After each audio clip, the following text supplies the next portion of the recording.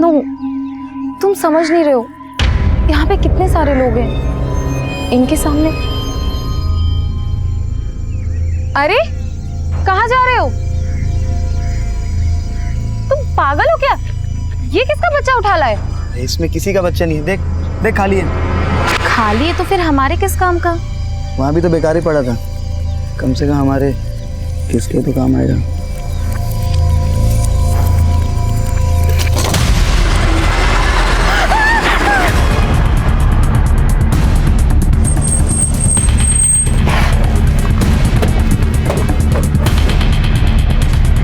पीछे हटिए आप लोग। सर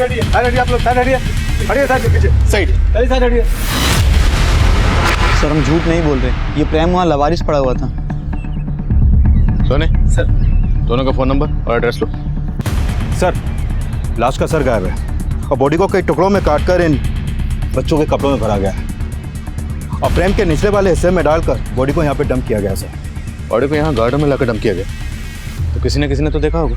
सर गार्डन और गार्डन के आसपास कहीं कोई सीसीटीवी नहीं है, लेकिन लोगों से पूछताछ चल रही है, शायद किसी ने कुछ फिटनेस किया हो। बॉडी को पोस्टमार्टम के लिए भेजिए। हो गया सर। नमस्कार, आदाब। मैं inspector Adil Khan, crime petrol Dastak में आपका स्वागत करता हूं।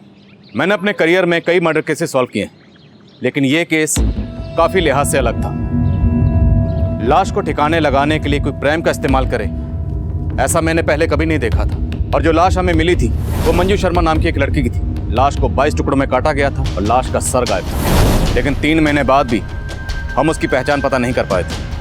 अब ये केस बैकलॉग में चला गया, लेकिन 3 महीने बाद फिर से वही माहौल बना जिसने हम सबको हिला के रख दिया।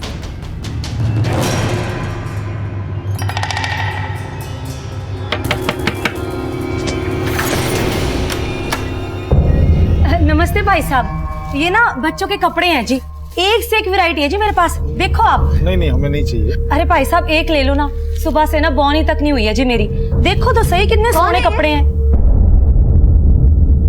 ये बच्चों के कपड़े बेच रही, देखो कुछ चाहिए था तुम्हें? ये ना मेरे पास बच्चों के कपड़े हैं जी, एक से एक वैरायटी है, देखो ये तो गुड़िया पे बहुत ही फबेगा जी, कितनी प्यारी बच्ची है। और प्राइस क्या है?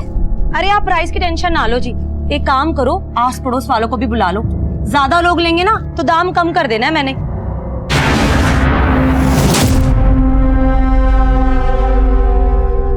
ये देखो जी बहन जी, एक से एक वैरायटी है मेरे पास। ये सारे कपड़े ना लुधियाना की फैक्ट्री से लेके आती हूँ जी मैं। ये कपड़े अगर आप मॉल में जाओगे ना 10 गुना ज्यादा रेट पे मिलेंगे आपको। देखो तो आप फैब्रिक नहीं देख रहे हो जी, देखो इसका कलर कितना सुंदर है। ये मैं माधव को ट्राई करवाती हूँ।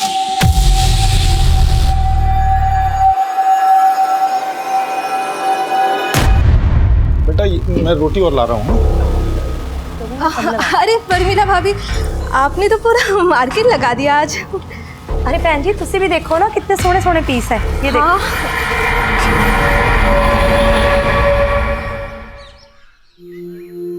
माँ, आपके हाथों में कितनी अच्छी मेहंदी लगी है, मुझे भी ऐसी मेहंदी लगवानी है। दीदी स्कूल में मेहंदी लगवाना अलाउड नहीं है, टीचर डांटेगी। समर वेकेशन आ रही है तो मैं मेहंदी तो लगवा ही सकती हूँ, क्यों मम्मी? बिल्कुल बेटा, चलो आप जल्दी करो। माधव जल्दी ही लेट हो रहे हैं स्कूल के लिए। चाबी ले ली तुमने? मैं भी ऑफिस जा रहा हूँ। हाँ ले ली, चलो जल्दी चलो, स्कूल के लिए लेट हो रहे हैं। आओ जल्दी आओ, चलो माँ।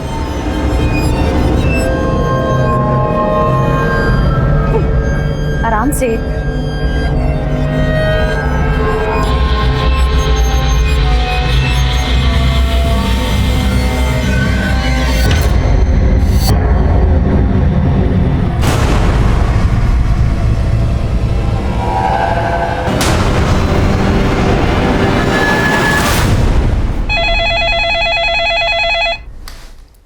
हेलो,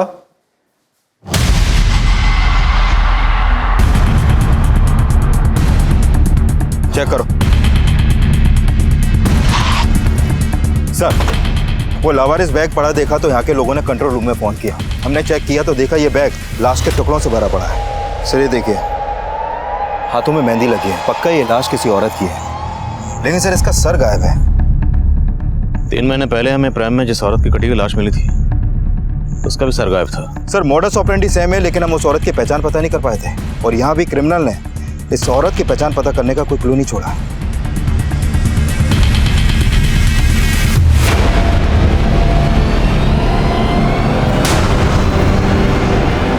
पापा पापा बोलो ना, मम्मी कब आएगी? आ जाएंगी बेटा, जल्दी आ जाएंगी।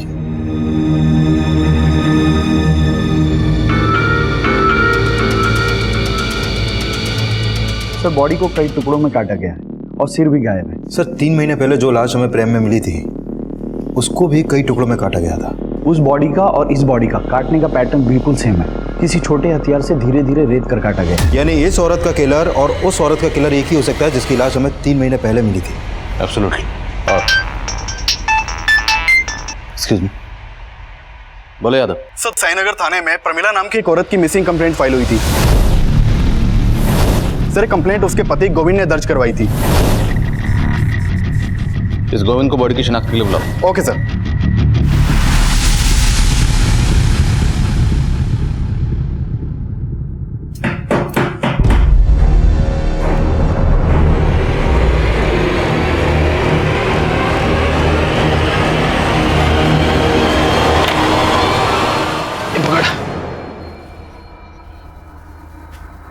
लुधियाना से तो तू कल ही निकल गया था और तू अब घर आया है।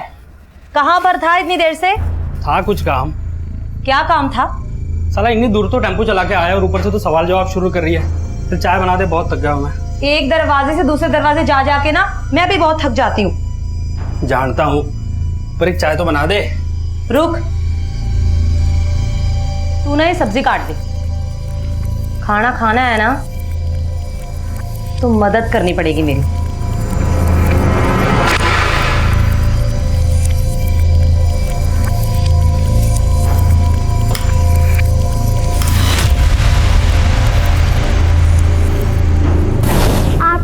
कितनी अच्छी मेहंदी लगी है, मुझे भी ऐसी मेहंदी लगवानी है।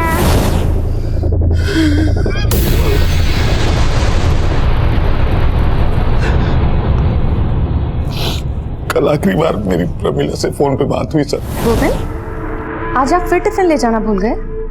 हाँ जानता हूँ, डोंट वरी, कुछ खा लूंगा बाहर में। वैसे बनाया क्या तुमने? मटर पनीर। लेकिन आप क्यों पूछ रहे हैं? आप तो वैसे भी बाहर खाने वाले हैं। अरे तो रात को घर पे आके खा सकता हूँ ना। अच्छा गोविंद, वो बच्चों के स्कूल से आने का टाइम हो गया तो मैं फोन रखती हूँ, उन्हें लेने जाना है। सर फिर मुझे पता चला कि प्रमिला बच्चों को लेने पहुंची नहीं थी। बच्चे वहां वेट करते रहे। फिर किसी पड़ोसी ने देखा तो वो बच्चों को लेके घर आए।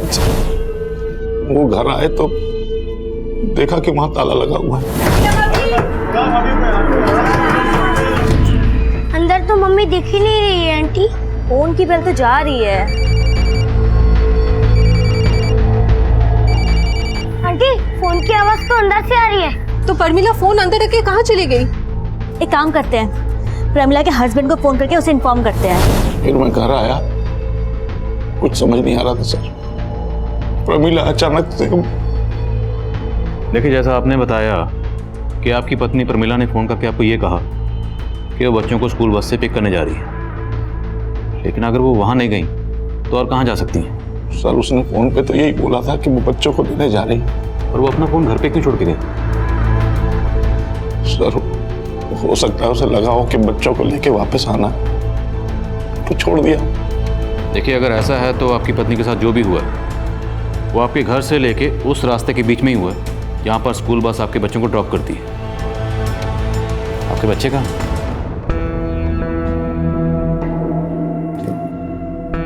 अरे आप लोग खाना क्यों नहीं खा रहे हो? देखो मम्मी आ जाएंगी।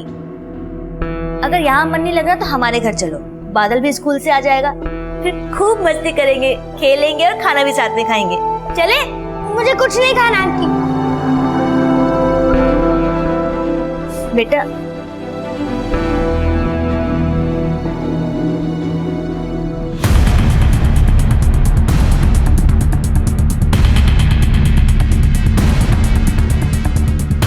सर मैंने उस दिन दोपहर को प्रमिला को देखा था, वो कहीं बाहर जा रही थी।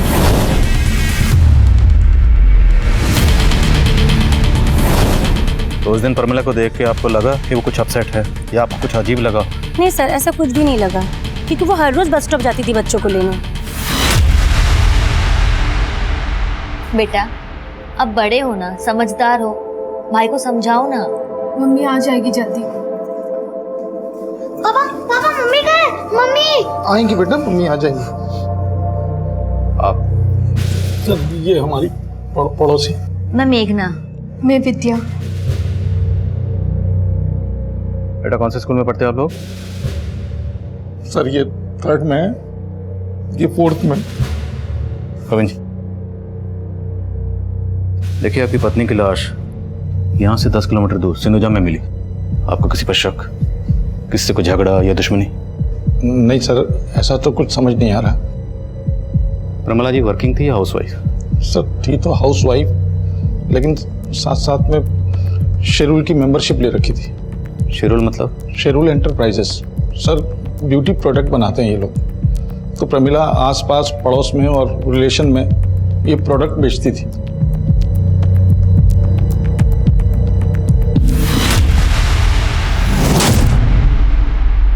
सर, हमने प्रमिला के आस पड़ोस में कई लोगों से बात की। उनसे प्रमिला के पति गोविंद के एक अफेयर के बारे में पता चला। अफेयर? हाँ सर, एक्चुअली प्रमिला के पड़ोस में एक विद्या नाम की औरत भी रहती है।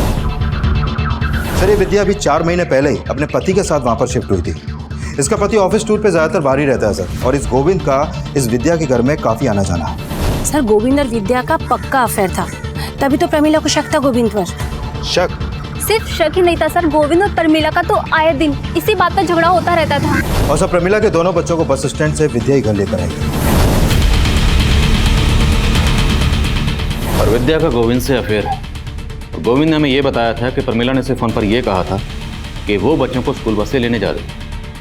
लेकिन हो सकता है कि प्रमिला ने गोविंद को ऐसा कुछ कहा ही ना, बल्कि इस गोविंद ने खुद प्रमिला को कहीं बुलाया और उसका कत्ल कर दिया। बुलाओ इन दोनों। Okay sir.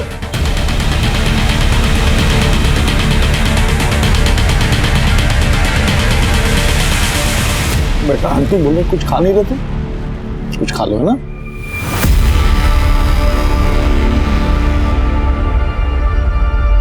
गोविंद जी आपको हमारे साथ थाने चलना होगा, और विद्या जी आपको भी।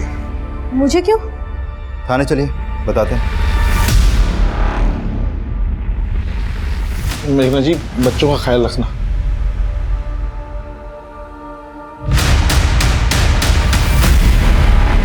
सर आप बेवजह हम पे शक कर रहे हैं सर। हम शक नहीं कर रहे, बल्कि हम तो मान रहे हैं कि तुम दोनों ने प्रमिला का मर्डर किया। नहीं सर, हम दोनों ने ऐसा कुछ नहीं किया है। अच्छा, इसके बच्चों को स्कूल बस से लेने तुम ही गई थी? हाँ सर। अब तुम बोलो, प्रमिला को कहाँ बुलाया और कहाँ उसका मर्डर की? सर ये क्या कह रहे हैं आप सर? हम लोगों ने ऐसा कुछ नहीं किया सर। सर मैं अपने बच्चों की कसम खा के कह रहा हूँ, नहीं किया सर कुछ भी। सर मानते हैं हमारा रिश्ता गलत है, लेकिन प्रमिला के मर्डर से हमारा कोई लेना देना नहीं है सर। हाँ सर।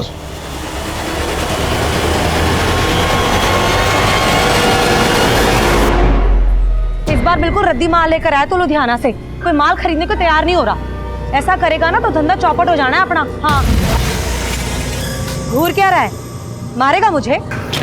आराम से। आजकल ना बहुत गुस्सा आने लग गया तुझे। ठीक से रख सामान, काम में दिमाग लगता नहीं है तेरा बस।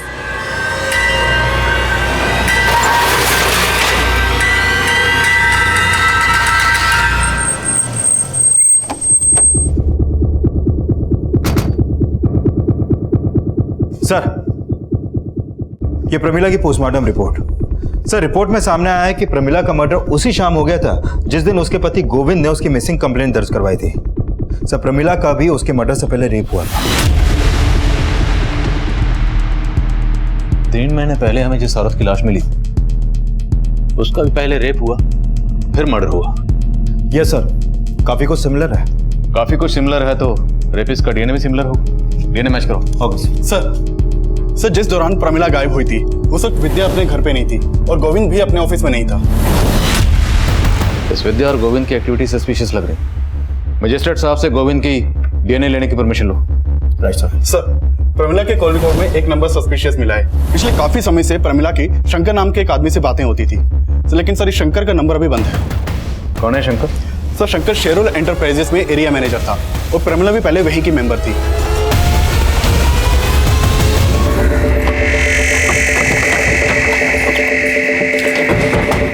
यस सर, शंकर पहले हमारी कंपनी में था, उसी ने प्रमिला को हमारी कंपनी में इंट्रोड्यूस किया था, पर सर बाद में प्रमिला ने उसकी कंप्लेंट की। सर कैसी कंप्लेंट? शेरोल एंटरप्राइजेस का जो प्रोडक्ट इस बार मेरे बनाए हुए मेंबर्स को अलॉट हुआ है वो नकली है।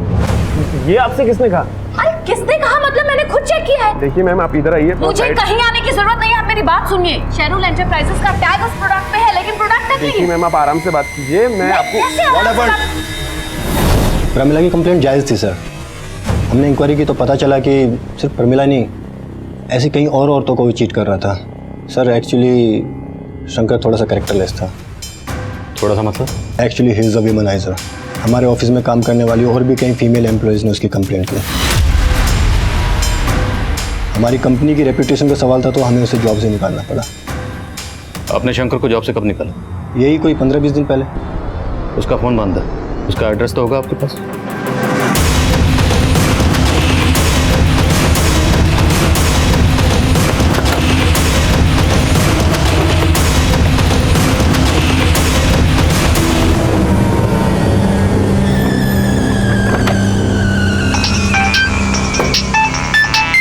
हाँ विकास। सर शंकर के घर में ताला लगा है। आसपास में पूछा लेकिन किसी को भी नहीं मालूम कि इस वक्त कहाँ है वो। अब गोविंद और विद्या के अलावा ये शंकर भी हमारा सस्पेक्ट है। इस शंकर के लिए लुकआउट नोटिस जारी करो। नमस्ते जी, मैं शंकर शिरू ब्यूटी प्रोडक्ट से। मैंने आपको कॉल किया था ना? जी जी, आइए प्लीज। Thank you.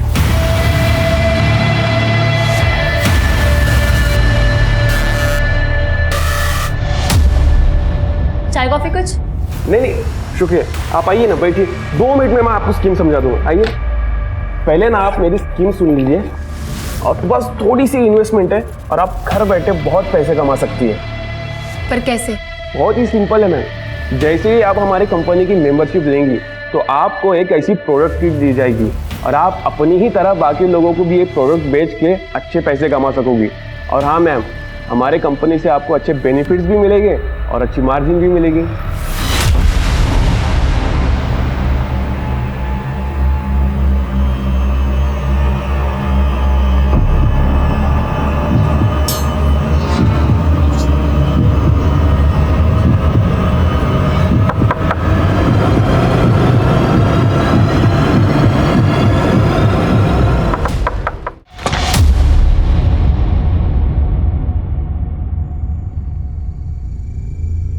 अरे सुनो, मैंने एक बेहतरीन प्लान किया है। समर वेकेशन पे तुम दोनों को लेके शिमला चल रहे हैं घूमने, ठीक है? सबसे पहले खाना खाते हैं, खाना खाते खाते प्लान करते हैं। आ जाओ। पर पापा, मम्मी तो है ही नहीं, वो कब आएंगे? मम्मी आ जाएंगी बेटा, उससे पहले आ जाएंगी ना। झूठ बोल रहे हो आप, अब वो नहीं आएंगी क्योंकि आपने उनको मार डाला है। क्या बोल रही हो तुम्हें? किसने कहा तुमसे ये? सब यही कहते हैं कि आपने और विद्या आंटी ने मिलकर मम्मी को मार डाला। झूठ बोलते हैं सब बेटा, ऐसा कुछ नहीं किया। आप झूठ बोल रहे हो। अब आप हम दोनों को भी मार डालोगे ना? बेटा ऐसा मत बोलो। मुझे ऐसे बात नहीं करनी। चल माधव। तृप्ति, माधव, बेटा तृप्ति, बेटा बेटा दरवाजा खोलो तृप्ति। माधव,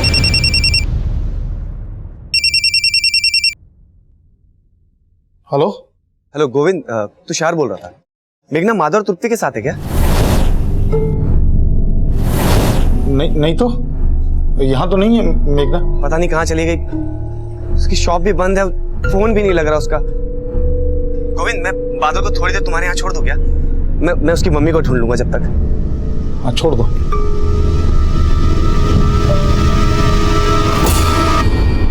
बहन जी, आप एक काम करो, ये बच्चा मुझे दे दो, आप ना आराम से देखिए।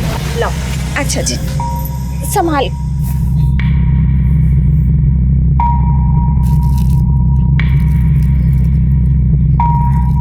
डिजाइन कुछ खास नहीं है, आपके पास कोई और कलेक्शन है? जी कलेक्शन तो बहुत है मेरे पास, लेकिन वो क्या है ना, जल्दबाजी में मैं लेके नहीं आ पाई। आप ना एक काम करो, आप ना मेरे गोदाम में आ जाओ, वहाँ ना आपको बहुत सारी वैरायटी देखने को मिलेगी जी। और बहन जी आपका गोडाउन कहाँ है? आप एक काम करो, पेन और पेपर ले आओ, मैं गोडाउन का एड्रेस लिख के दे देती हूँ आपको। अभी लाई। हाँ।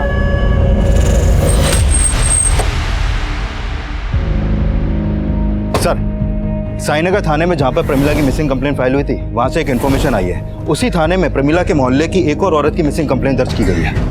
कौन औरत? सर, ये मेघना बेस्ट।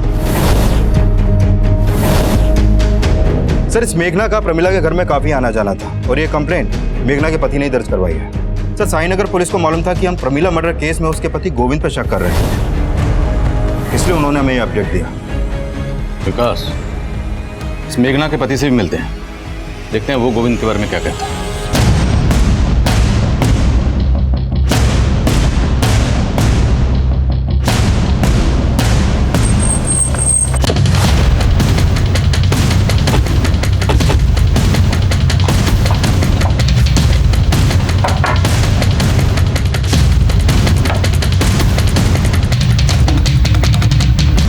सर, साईनगर थाने की पुलिस भी मुझसे विद्या और गोविंद के बारे में पूछ रही थी, क्योंकि उनको डाउट था कि प्रमिला के मर्डर में उन दोनों का हाथ हो सकता है। लेकिन मेरी बीवी को लगता था कि प्रमिला के मर्डर में गोविंद और विद्या नहीं हो सकते।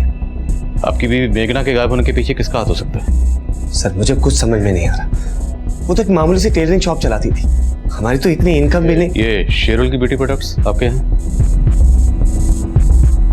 प्रमिला ने एक दिन अचानक मेघना को शेरुल ब्यूटी प्रोडक्ट की मेंबरशिप दिलवाई थी। मेघना मेंबर कब बनी? प्रमिला के मर्डर से कुछ दिन पहले ही प्रमिला ने उसे अपने बॉस से मिलवाया था।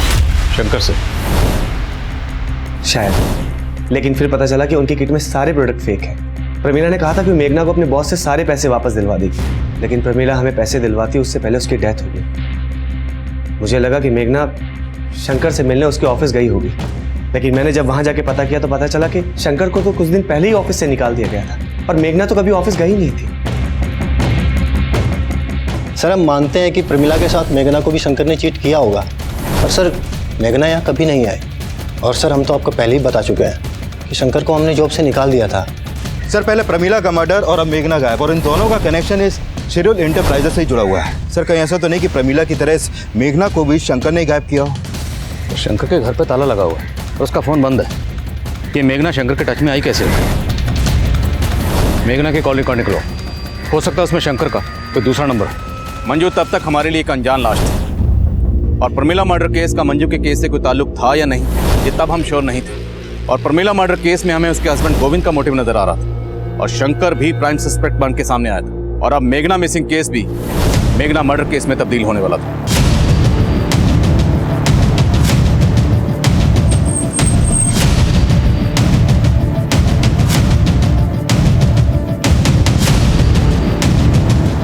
सर, इस औरत की बॉडी को भी चॉप करके डंप किया गया, इसका सर भी गायब है। कहीं ये मेघना तो नहीं?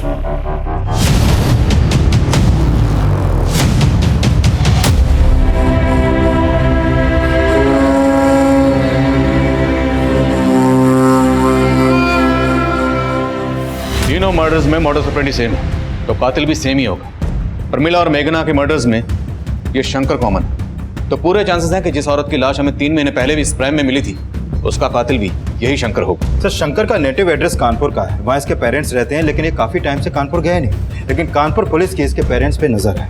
इस शंकर का मिलना बहुत जरूरी है, इससे पहले कि किसी और औरत को अपना टारगेट बनाए।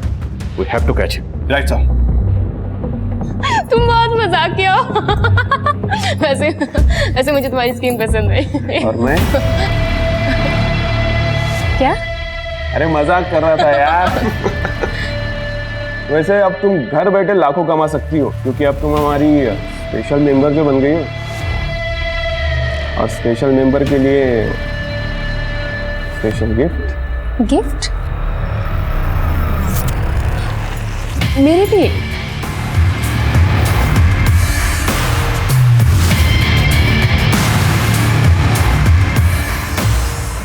Thank you.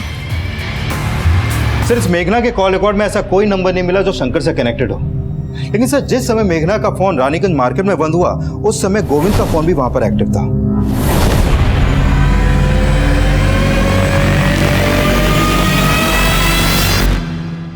दीदी, पापा झूठ नहीं बोल रहे, वो हमसे बहुत प्यार करते हैं, और अब बिना वजह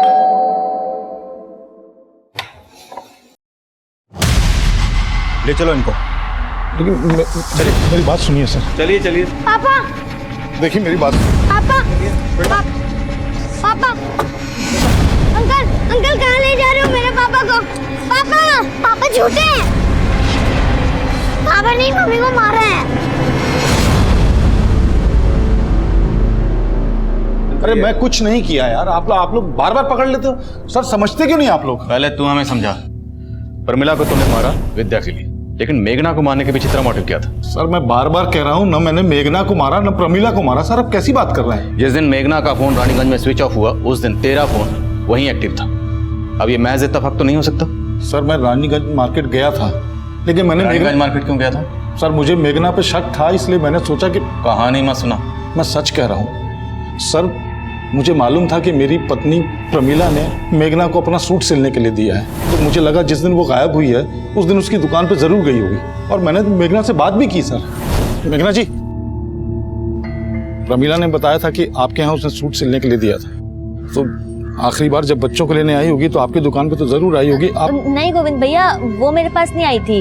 अगर वो आई होती तो मैं आपको पहले बता देती। लेकिन आपको मुझे लेट हो रहा है, मैं भी चलती हूँ। हाँ? सर मुझे लगा मेघना झूठ बोल रही है, तो मैं उस पर नजर रखने लगा और उसका पीछा करते हुए रानीगंज मार्केट गया था मैं। सर मुझे लगता है मेघना को पता चल गया था कि मैं उसका पीछा कर रहा हूँ, इसलिए वो मार्केट में चालाकी से गायब हो गई। सर चालाकी तू कर बोल, मेघना और प्रमिला को मारने के पीछे की असली कहानी क्या है? और विद्या को इसलिए फंसा रहा था ना ताकि पहले उसका रेप करे फिर मर्डर। सर क्या कह रहे हैं सर? मैंने ऐसा कुछ नहीं किया, मैं बार बार आपको बोल रहा हूँ सर। तेरी डीएनए रिपोर्ट से साफ हो जाएगा कि तूने मेघना का रेप भी किया है। सर ज्यादा मत देना। सर मेरी बात का हम यही अंदाजा लगा रहे थे कि बाकी विक्टिम्स की तरह मेघना का भी रेप हुआ होगा, पर पोस्टमार्टम रिपोर्ट ने हमारे इस अंदाजे को गलत साबित कर दिया। मेघना का रेप नहीं हुआ था। पोस्टमार्टम रिपोर्ट हमें उलझा रही थी क्योंकि मेघना का कत्ल बिल्कुल वैसे ही हुआ था जैसे मंजू और प्रमिला का हुआ था, और उन दोनों का रेप भी हुआ था। उन दोनों की बॉडी पर मिला डीएनए रेपिस्ट के डीएनए से मैच हो गया था, और शक की बुनियाद पर हम गोविंद के डीएनए को उस डीएनए से मैच करवा रहे थे। शंकर की तलाश अब भी जारी थी क्योंकि शंकर का कनेक्शन मेघना और प्रमिला दोनों से नजर आ रहा था। हम मेघना और प्रमिला से जुड़ी हर छोटी से छोटी बात पता करने में लगे हुए थे, और इसी तफ्तीश के दौरान हमारी नजर में 2 सस्पेक्ट आए। सर प्रमिला के घर में एक औरत आती थी जो छोटे बच्चों के कपड़े दिखाती थी यहाँ पे, और साथ में उसका पति भी आता था टेम्पो में। पर प्रमिला के मर्डर के बाद वो दोनों अचानक आना बंद कर दिया। लाश के टुकड़ों को 4 से 6 साल के बच्चों के कपड़ों में छुपाया गया। अच्छा कौन थी वो औरत, कुछ मालूम है तुम्हें? सर वो बोलती थी कि लुधियाना में किसी फैक्ट्री से वो सामान उठाती है और इधर लाके बेचती है। सर जो औरत प्रमिला और मेघना के घर बच्चों के कपड़े बेचने जाती थी उसका पता चल गया। चित्रा नाम है उसका, और उसके पति का नाम है नवीन। सर ये दोनों हस्बैंड वाइफ आसपास की कॉलोनियों में डोर टू डोर जाकर कपड़े बेचते हैं। चित्रा और नवीन रहते कहाँ? सर ये लोग मुकुंद नगर में रहते हैं। ये मुकुंद नगर रानीगंज के पास ही पड़ता है जहां पर मेघना का फोन बंद हुआ था। मिलते हैं इस मियां बीवी से।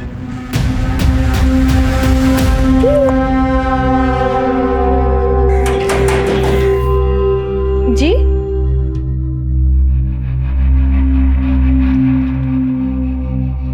जी बोलिए।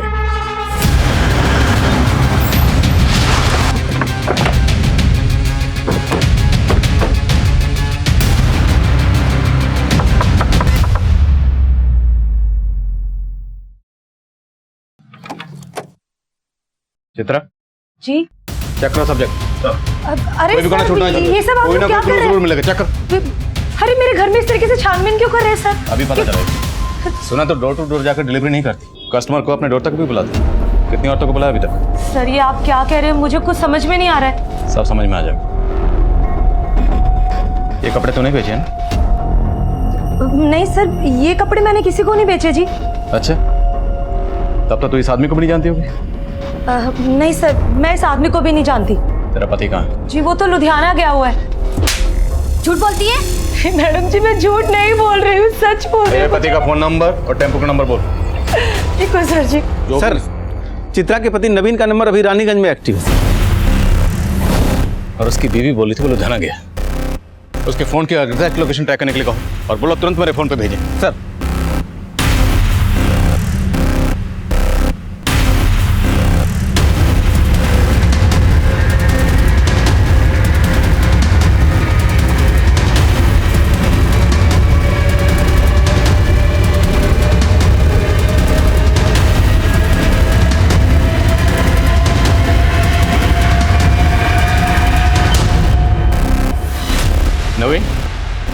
जी साहब बोलिए।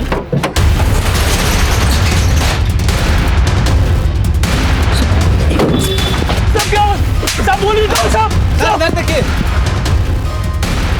ये देखिए सर।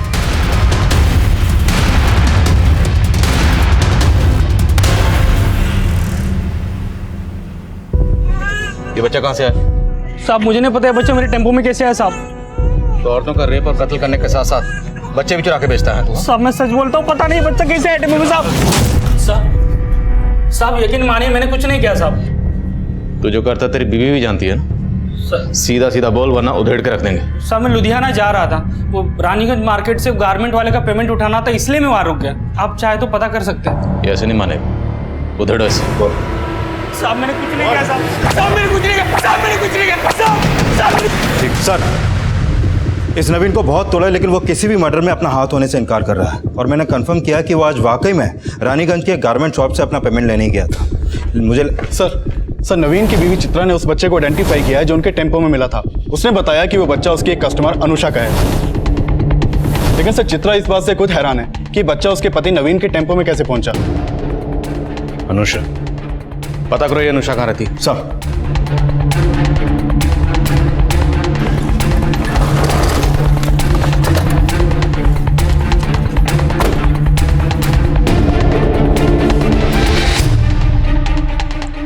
सर अनुषा विधवा है, यहाँ अपने बच्चे के साथ अकेली रहती है। अच्छा कहाँ गई है ये, अभी कुछ मालूम है तुम्हें? 3-4 घंटे पहले मैंने उसे किसी आदमी के साथ जाते देखा था। कौन था वो आदमी, जानती हो उसे? चेहरा तो याद नहीं, पर उसे देखकर लग नहीं रहा था कि उसे कोई जबरदस्ती ले जा रहा है। वो खुद उस आदमी के साथ गई थी। अच्छा इस अनुषा का नंबर है तुम्हारे पास?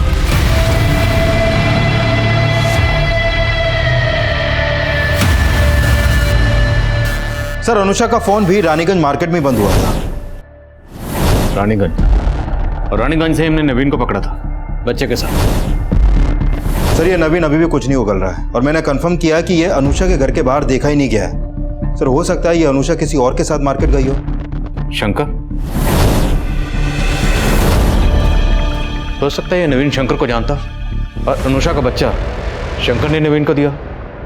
साहब मैं शंकर को नहीं जानता, पता नहीं वो बच्चा मेरे टेम्पो में कैसे आया।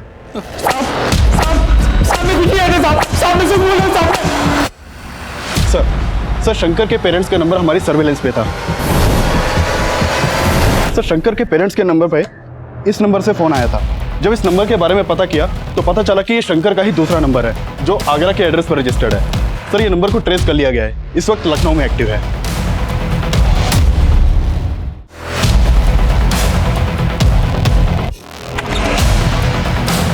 शंकर कहाँ? क्या बात है सर? क्या करो? अरे बात क्या है? अंदर चेक करो, सब जगह चेक करो। क्या कर रहे हैं ये?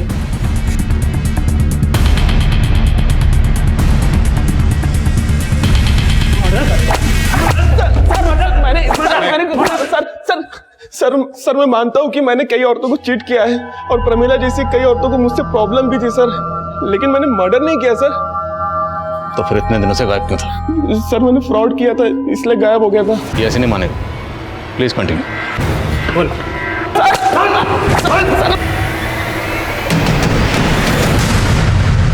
तृप्ति बेटा चुपचाप क्यों बैठी हो? पापा ने आज तुम्हारे लिए सरप्राइज प्लान किया है। तुम चाहती थी ना कि तुम भी मम्मी की तरह मेहंदी लगाओ। देखो क्या लाया हूं तुम्हारे लिए, ये देखो। और इतनी प्रैक्टिस की है तुम्हारे लिए कि अब तुम्हें भी मम्मी की तरह बिल्कुल राज। पापा दीदी आप पर ट्रस्ट नहीं करती, मैं करता हूँ ना। आप मुझे मेहंदी लगा दो। मेहंदी लगाने के बाद पापा मम्मी की तरह तेरी भी हाथ काट देंगे। तृप्ति, दरवाजा खोलो तृप्ति। सर जिस दौरान अनुषा का फोन रानीगंज मार्केट में बंद हुआ उस समय शंकर रानीगंज में था ही नहीं और ये भी नवीन की तरह बार बार यही बोल रहा है कि इसका किसी भी मर्डर में हाथ नहीं है। और सर नवीन और चित्रा के घर में भी ऐसा कोई क्लू नहीं मिला है जिससे लगे कि वहां पर कोई मर्डर हुआ है। मेघना का फोन भी रानीगंज में ही बंद हुआ था और उसकी लाश मिली। अनुषा का फोन भी रानीगंज में ही बंद हुआ, अनुषा गायब होगी और इसका बच्चा हमें मिला रानीगंज में ही नवीन के टेम्पो में। और जिस पार्क में हमें औरत की कटी हुई लाश प्रेम में मिली थी वो पार्क भी रानीगंज में ही है। और प्रमीला जाने से पहले अपना फोन घर पर छोड़ के गई थी। तो हो सकता है शायद प्रमीला भी रानीगंज में कहीं गई हो। तो रानीगंज में ऐसा कोई ठिकाना है जहां पर्पसली इन औरतों को पहले बुलाया जाता है, फिर रेप किया जाता है, उसके बाद उनका मर्डर। पर सर रानीगंज काफी बड़ा एरिया है, वो कहाँ जाती थी ये पता करना आसान नहीं होगा। पर पता करना तो है ना। रानीगंज में जहां जहां सीसीटीवी है सब जगह की सीसीटीवी फुटेज निकालो, उसे खंगालो, खासकर उस वक्त की जब हमें इस औरत की कटी हुई लाश वहां मिली थी। हो सकता है इससे हमें इस औरत की पहचान मिले और हम कातिल तक पहुंच जाएं। हम अब भी ऐसी कई कोशिशें कर रहे थे जिनको अंजाम तक पहुंचाना आसान नहीं था, लेकिन इन कोशिशों के कुछ नतीजे हमारी टीम का हौसला बढ़ा रहे थे। सर आपका अंदाजा बिल्कुल सही था। प्रमिला की हत्या वाले दिन वो रानीगंज मार्केट के एक सीसीटीवी में कैप्चर हुई थी और मेघना उसी मार्केट के दूसरे सीसीटीवी में। ये देखिए सर। लेकिन इसके बाद ये लोग कहाँ गए होंगे इसका पता नहीं चल पाया। रानीगंज में उस क्राइम सीन तक पहुंचने के लिए अभी हमें और हाथ पैर मारने थे, और जब हमने रानीगंज का 3 महीने पुराना डंप डाटा स्टडी किया तो हमें उस मंजू की पहचान भी मिल गई जिसका कत्ल 3 महीने पहले हुआ था। सर हमने रानीगंज मार्केट का 3 महीने पहले का डंप डेटा स्टडी किया। उसमें 5 नंबर ऐसे मिले जो अभी बंद है, जिसमें से 4 नंबर मेल के नाम पे रजिस्टर्ड है और 1 नंबर इस मंजू शर्मा के नाम पे रजिस्टर्ड है। सर इस मंजू की उम्र लगभग 26 साल की है और जिस औरत की लाश हमें 3 महीने पहले मिली थी उसकी उम्र भी 25 से 28 साल के बीच की थी। और ये नंबर तो मथुरा के एड्रेस पर रजिस्टर्ड है। राइट सर, लेकिन इस मंजू का लखनऊ में भी आना जाना था और सर मेघना के कॉल रिकॉर्ड में भी मंजू का नंबर मिला है। मेघना तुषार की बीवी? हाँ सर, और ये भी पता चला है कि तुषार ने एक गोडाउन रेंट पे ले रखा है जो रानीगंज में है। ये वहाँ का एड्रेस है सर।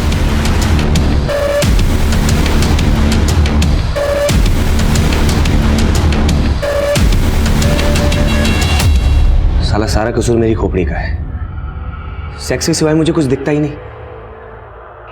बागपत में इसी आदत ने 2 औरतों को मरवा दिया था मुझसे। मेघना को मुझ पे शक होने लगा तो मैंने उसे ऐसा घुमाया कि वो मुझ पे विश्वास करने लगी और मेरे साथ यहाँ लखनऊ शिफ्ट हो गई। यहाँ आकर उसने सिलाई की दुकान खोली और रानीगंज में गोडाउन भी ले लिया। मंजू मेघना की कज़न थी और जब मंजू यहाँ से मथुरा वापस लौट रही थी तो वो मेरा पहला टारगेट बना। आओ बैठो, मैं छोड़ दूँ।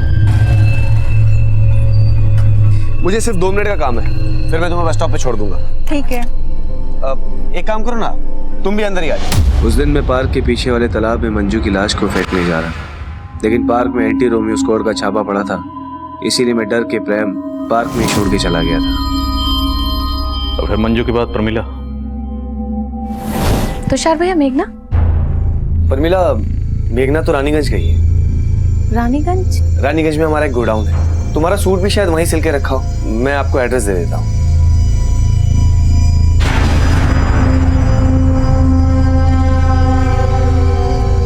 मंजू और प्रमिला के मर्डर के बाद मेघना को मुझ पे शक होने लगा, इसलिए मुझे उसे भी रास्ते से हटाना पड़ा।